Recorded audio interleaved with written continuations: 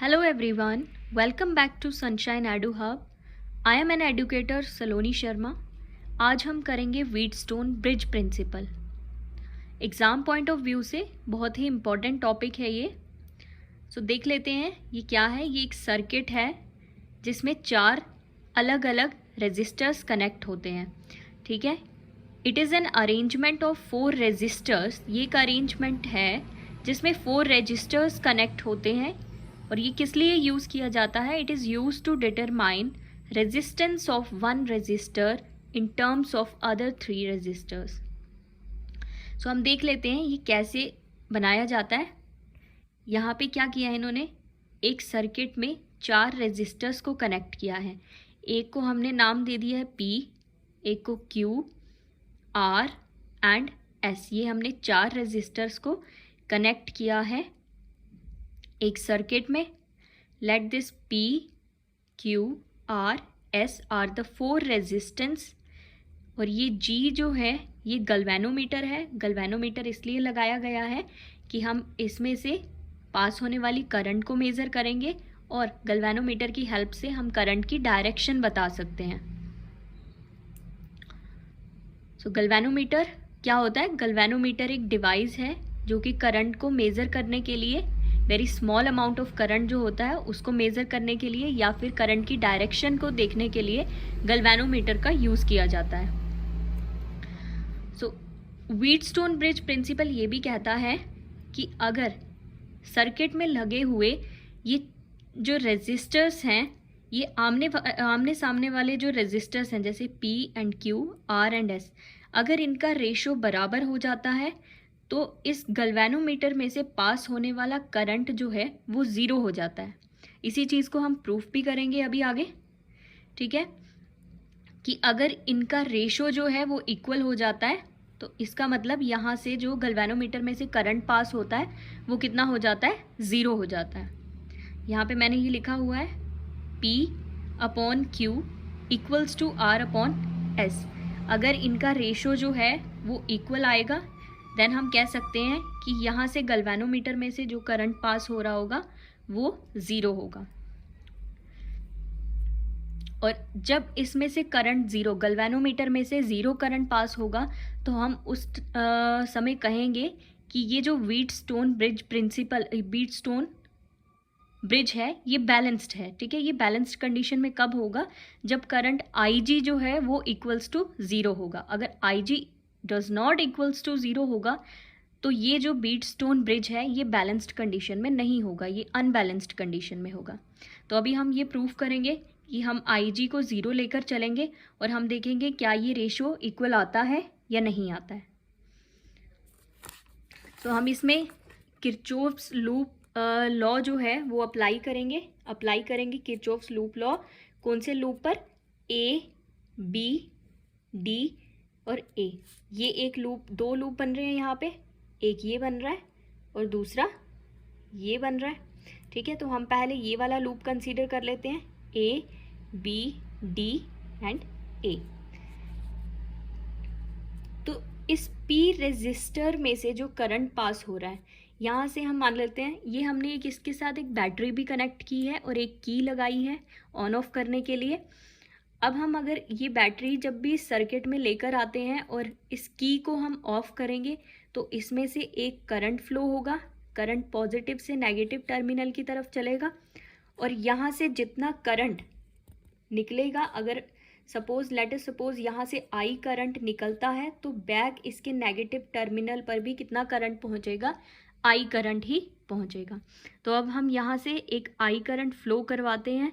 ये करंट जब यहाँ इस पॉइंट से एंटर करेगा व्हीटस्टोन ब्रिज में तो ये डिवाइड हो जाएगा. देखो यहाँ पे 2 पाथ हैं करंट के पास. करंट इस पाथ में भी जाएगा और इस पाथ में भी जाएगा.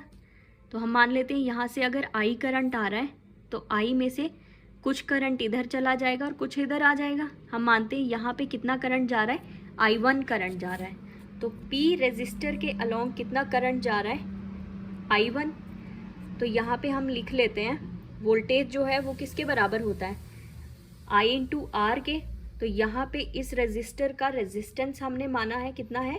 P है और इसके अक्रॉस पास होने वाला करंट कितना है, I1 है।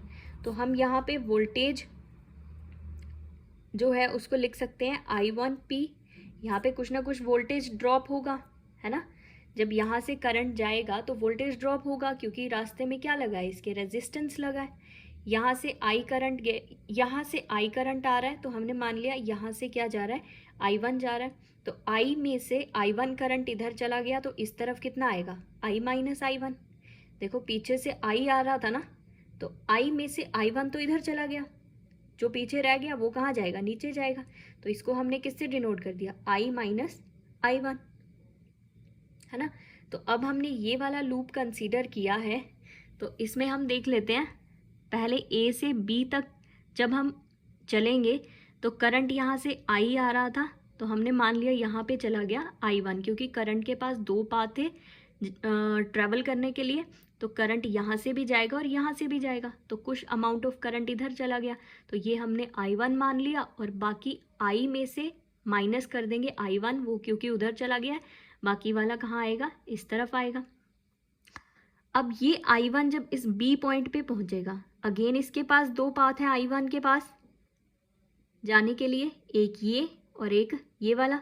तो हम मान लेते हैं I1 में से जो इसमें करंट आया वो कितना आया, IG आया, ठीक है। I1 में से इस तरफ जो करंट आया वो हमने मान लिया IG आया। तो आगे कितना जाएगा, यहाँ से I1 आ रहा था, तो यहाँ से कितना जाएगा, I1 माइनस IG जाएगा, ठीक है। अब उसके बाद हम देखते हैं यहाँ से जब करंट आया IG इस पॉइंट पे, और यहाँ से क्या आ रहा है, I माइनस I1 आ रहा है, तो ये दोनों करंट यहाँ पर क्या हो जाएंगे, आकर मिल जाएंगे। तो इस तरफ जब ये जाएंगे तो क्या बनेगा, यहाँ पे एक तो ये वाला करंट I माइनस I1, और ऊपर से ये वाला भी आ रहा है IG, तो ये इसके साथ क्या हो जाएगा, प्लस।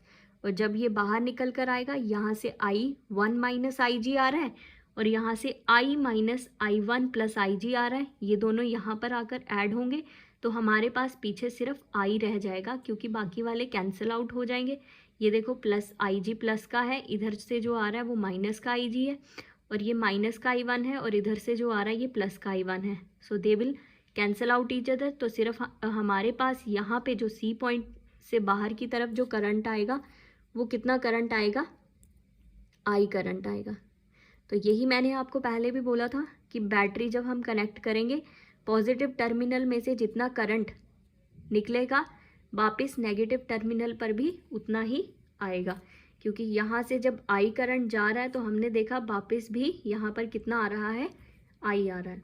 तो अब हमने जो लूप लिया है हम उसे कंसीडर कर लेते हैं, और उसके ऊपर हम कौन सा लॉ लगाएंगे, किरचॉफ्स लूप लॉ लगाएंगे, जिसमें हम देखते हैं कि जो वोल्टेज है एक सर्किट में, जितना भी वोल्टेज ड्रॉप होता है, algebraic sum of the voltages equals to 0 होता है, यही कहता है किरचॉफ्स लूप लॉ।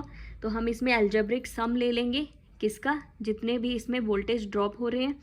सबसे पहले यहाँ से करंट I1 जा रहा है, तो यहाँ पे रेजिस्टर लगा एक, जिसकी वजह से यहाँ पे वोल्टेज ड्रॉप होगा। तो कितना ड्रॉप होगा, वोल्टेज हम कैसे निकाल सकते हैं, I इंटू आर करके। अब यहाँ पे करंट जो आ रहा है वो कितना है, I1 है, और यहाँ पे जो रेजिस्टेंस है वो कितना है, P है। ये मैंने लिख दिया। अब हम प्लस करेंगे इसमें, ठीक है, प्लस करेंगे लूप में। अब ये वाला हो गया ख़त्म। अब हमें लूप में यहाँ से यहाँ चलना है, B से D की तरफ चलना है। तो B से D की तरफ जाने वाला करंट क्या है, IG है, ठीक है। तो यहाँ पे हम लिख देंगे करंट IG, और ये कौन से रेजिस्टेंस के अलोंग है, तो यहाँ पे क्या है, गल्वेनोमीटर लगा है, ये गल्वेनोमीटर के अलोंग है। तो यहाँ पे जो रेजिस्टेंस प्रोड्यूस होगा वो किसकी वजह से होगा, G गल्वेनोमीटर की वजह से प्रोड्यूस होगा। अब आगे देखो, आगे हम यहाँ पे प्लस नहीं लिखेंगे, माइनस लिखेंगे। क्यों लिखेंगे, क्योंकि यहाँ पे करंट का डायरेक्शन इस तरफ है, लेकिन हम लूप में D से A की तरफ चल रहे हैं। यहाँ से हम A से B की तरफ गए, करंट का डायरेक्शन भी सेम था A से B की तरफ, इसलिए हमने इसको पॉजिटिव में लिया। देन हम B से D की तरफ आए, करंट का डायरेक्शन भी कैसे था, B से D की तरफ था, इसे भी हमने पॉजिटिव कंसीडर किया। अब हम लूप में D से A की तरफ चल रहे हैं, बट इसमें करंट का डायरेक्शन कहाँ है, A से D की तरफ है। तो हम इसमें कैसे लेंगे, नेगेटिव साइन से इसको लिखेंगे, और यहाँ पे कौन सा करंट है, I माइनस I1 है, और ये कौन से रेजिस्टर के अलोंग है, कौन सा रेजिस्टेंस यहाँ पे प्रोड्यूस हो रहा है, R रेजिस्टेंस यहाँ पे प्रोड्यूस हो रहा है। तो ये हो गया, लूप कंप्लीट हो गया हमारा। तो इसमें algebraic sum of all the voltages किसके बराबर आ गया हमारे पास, 0 के बराबर हम लेंगे। क्यों लेंगे इसको 0 के बराबर, क्योंकि हमने इसके ऊपर किरचॉफ्स लूप लॉ लगाया है। अब देखो हमने क्या बोला है, ब्रिज जो है बैलेंस्ड कंडीशन में है अगर, तो यहाँ पे IG जो है वो 0 डिफ्लेक्शन दिखाएगा। ठीक है, R की वैल्यू हमें इस तरीके से एडजस्ट करनी है कि गल्वेनोमीटर जो है वो कोई भी डिफ्लेक्शन ना दिखाए। IG जो होगा वो क्या होगा, 0 होगा। अगर IG 0 है तो हम IG की जगह क्या कर देंगे, 0 वैल्यू पुट कर देंगे। जहाँ पर भी IG है वहाँ हम क्या कर देंगे, 0 पुट कर देंगे। तो ये आ जाएगा I1 into P plus IG की जगह हम लिखेंगे 0 multiply G minus I minus I1 into R equals to 0. So here this I1P as it is लिख देंगे, प्लस 0 मल्टीप्लाई G क्या हो जाएगा, 0 minus I minus I1 multiply R equals to 0।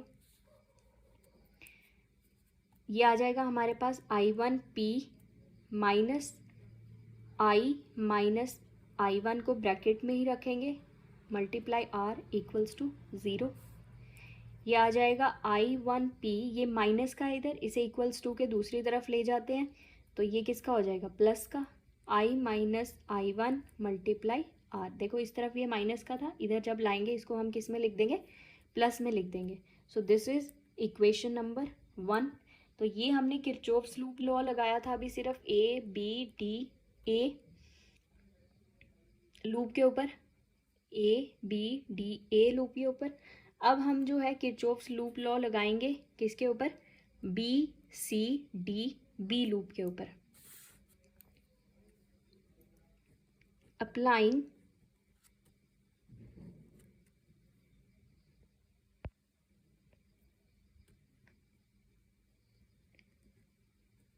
Kirchhoff's loop law to loop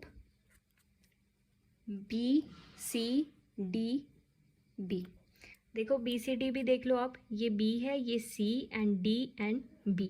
इसके ऊपर Kirchhoff's loop law लगाएंगे। अब हम यहाँ से यहाँ तक चलते हैं, B से C की तरफ। यहाँ से फ्लो होने वाला करंट जो है इस डायरेक्शन में है, और ये क्या है, I1 माइनस IG है। तो हम यहाँ पे लिख देते हैं I1 माइनस IG, और ये कौन से रेजिस्टर के अलोंग है, देखो Q रेजिस्टेंस है यहाँ पे, तो हम इसके साथ क्या लगा देंगे, इधर Q लगा देंगे। अब लूप में हम B से C की तरफ चल रहे थे और डायरेक्शन ऑफ करंट भी कैसे था, B से C की तरफ था। अब हम C से D की तरफ चलेंगे। यहाँ पे करंट का डायरेक्शन जो है D से C की तरफ है, बट हम लूप में कहाँ से आ रहे हैं, C से D की तरफ, तो हम इसको नेगेटिव कंसीडर करेंगे, नेगेटिव साइन से कंसीडर करेंगे। ठीक है, नेगेटिव साइन लगाएंगे इसके साथ। और यहाँ पे फ्लो होने वाला करंट देखो क्या है, I minus I1 plus G, और अक्रॉस कौन से रेजिस्टेंस है, S। तो यहाँ पे हम लिख देते हैं I minus I1 plus IG, और ये कौन से रेजिस्टेंस के अलोंग था, S। अब अभी तक हमारा लूप ख़त्म नहीं हुआ, हम B से C आए, फिर C से D, अब हम D से B की तरफ चलेंगे।